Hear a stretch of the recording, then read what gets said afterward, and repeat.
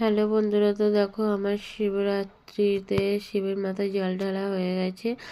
এখন হচ্ছে আমি প্রদীপ মোমবাতি সব ঠাকুরকে দেখাচ্ছি, ধূপকাঠি ধরিয়ে আর কি ঠাকুরকে আরতি করছি। তো এখানে এখন প্রথম পর্বে পুজো হয়ে গেছে, মানে এই দিদিদের বাড়িতে এই প্রথম পর্বই পুজো আরম্ভ হলো আর কি সন্ধ্যেবেলায়।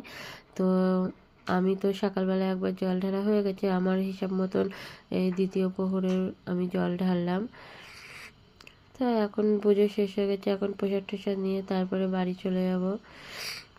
তো দেখো ঠাকুরটা কত সুন্দর লাগছে। প্রত্যেক বছর এখানে আমি পুজো দিতে আসি, খুব ভালো লাগে, নিরিবিলিভাবে একদম পুজো করা যায়, হই হট্টগোল হয় না। আর তা বাদে ব্রাহ্মণ আর কি মন্ত্র বলে দেয়, তো এই জন্যে আর কি বিশেষ ভালো লাগে যে না মন্ত্র বলে জল ঢালা যায়। অন্য জায়গায় ধরো মন্দিরে গেলে ব্রাহ্মণ অনেক সময় থাকে না, তো নিজেদেরকেই এমনি শিব ঠাকুরকে স্নান করে চলে আসতে হয়।